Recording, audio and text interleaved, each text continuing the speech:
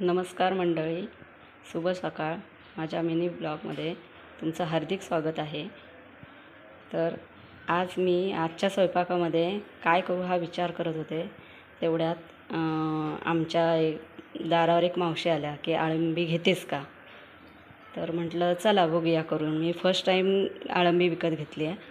मी कधी असं मशरूम बनवले, पण हे असं शेतामध्ये जे पावसाळ्यात उगवतं गवतामध्ये, ते अळंबी मी केव्हाच बनवलेली नाही आहे. तर म्हटलं चला असं प्रयत्न करूया. दुपारच्या जेवणामध्ये पण आज काही भाजी नव्हती, म्हणून म्हटलं चला घेऊया. आता इथे तुम्ही बघू शकता, मी स्वच्छ धुवून असं निथळत ठेवलेली आहे. आता ती मी कट करून घेणार आहे.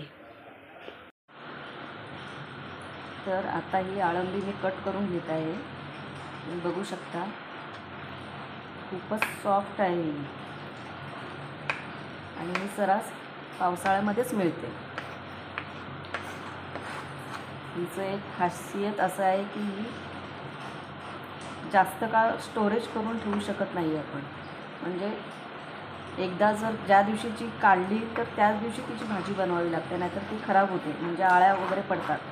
त्यामुळे जास्त वेळ ठेवून चालत नाही, लगेचच भाजी बनवायची. आता ही मी सगळी छोटे छोटे पीसमध्ये ती कट करून घेणार आहे. अशी बुळबुळीत आहे फार, आणि चवीला पण ती थोडीफार असं गोडच असते.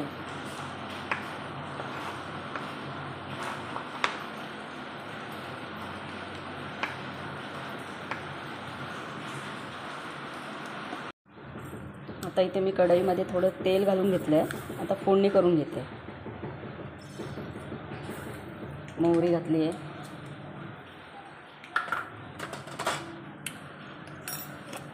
मोहरी तडतडले. आता जिरं थोडंसं घालून घेते.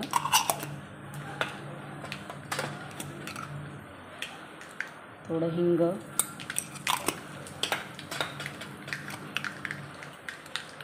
थोडी हळद. मोहरी छान तडतडते.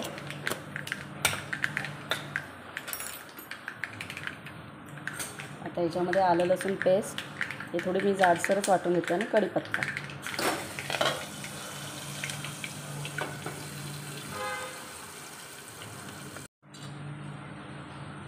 आता मी कांदा टाकून घेते.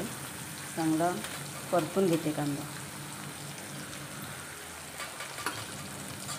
कांद्याला चांगलं परतून, म्हणजे असं तांबूस कलरवर परतून घ्यायचं.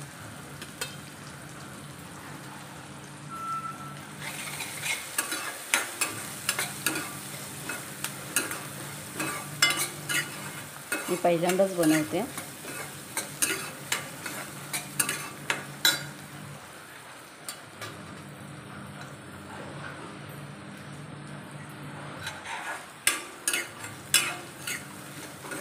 बघूया कशी होती भाजी.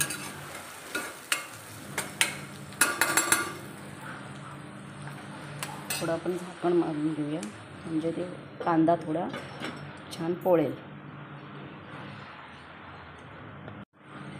आता कांदा ऑलमोस्ट पोळला आहे, चांगला शिजलेला दिसतो आहे. त्याच्यामध्ये मी टोमॅटो टाकते.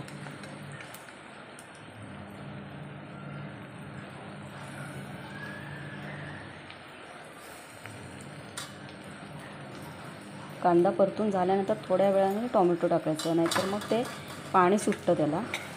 त्यामुळे अगोदर टोमॅटो लगेच टाकायचं नाही. आता हे थोडं वेळ शिजवून देणार आहे.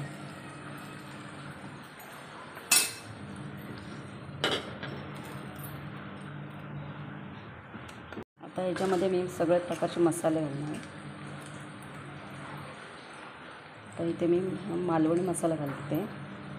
थोडं जास्तच घालते, कारण अळंबी गोड असते, त्यामुळे ते तिखट व्हायला पाहिजे, म्हणून थोडं जास्त घालते.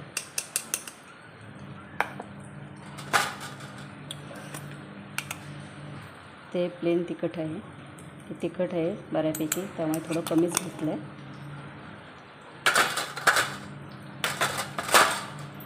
तर हे चांगलं मिक्स करून घेते.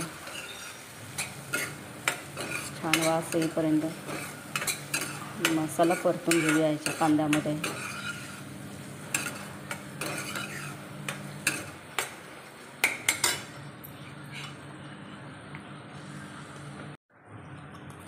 आता याच्यामध्ये मी कांदा, खोबरं आणि लसूण असं सगळं हे आणि थोडासा खडा मसाला असं सगळं भाजून वाटण तयार करून ठेवलं आहे काल, ते थोडंसं ॲड करते. हे ॲड करण्याचं कारण म्हणजे थोडंसं असं रसभाजी व्हावी, कारण ही भाजी भाकरीबरोबर छान लागते. त्यामुळे थोडी रसभाजी पाहिजे म्हणून मी हे थोडंसं ॲड केलं याच्यामध्ये. हे ऑप्शनल आहे, ज्याला कुणाला आवडत नसेल त्याने नाही केलं तरी चालतं आहे. तर आम्हाला आवडतं आहे थोडं रसभाजी पाहिजे म्हणून थोडे ॲड केलं याच्यामध्ये. चांगलं परतून घेऊया, शिजून घेऊया, ते वास छान लागेल.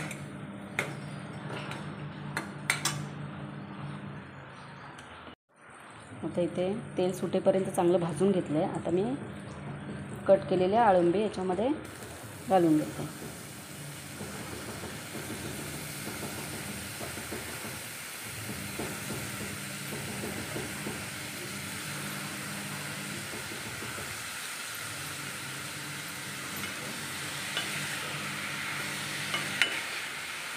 चांगली परतून घेतो.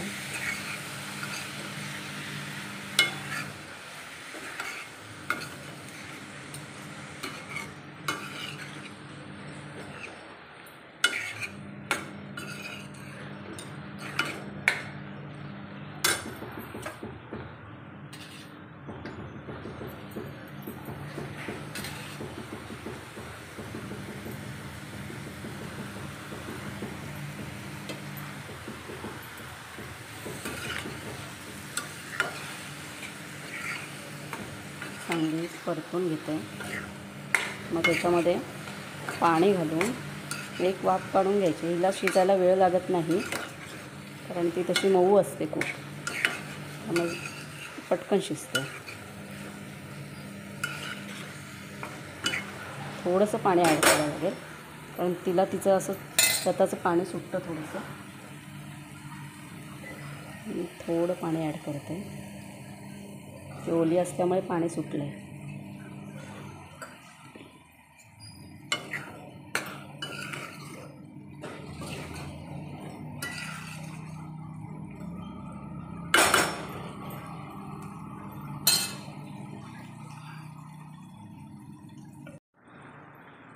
आता मी इथे आमसूल घेतले आहे, अगदी कमी प्रमाणात घेतलं आहे, जास्त नाही घेतलं, कारण टॉमॅटोसुद्धा घातलेला आहे.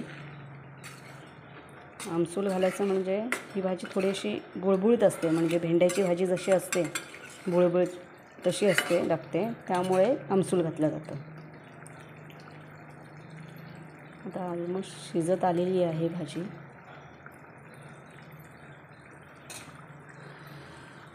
तर झाकण ठेवते आणि थोडा वेळ शिजवून देते भाजीला. आता चवीनुसार मी मीठ घालून घेते.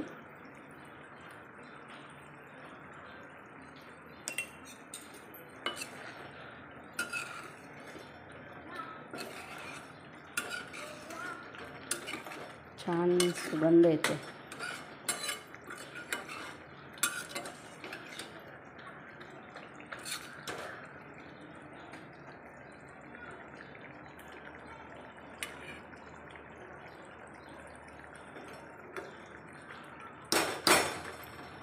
थोडी शिजायला हवी. परत ठेवते मी थोडा वेळ झाकून.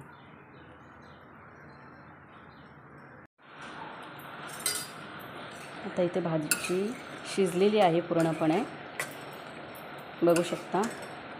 छान रस पण राहिलेला आहे. आता मी गॅस बंद करते आणि वरतून कोथिंबीर टाकते.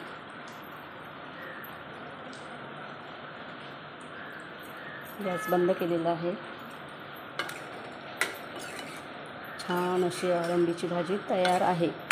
दुपारी आता जेवायचं. ही भाकरीबरोबर भाजी छान लागते.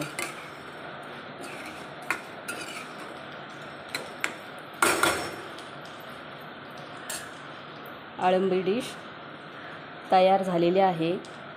धन्यवाद मंडळी.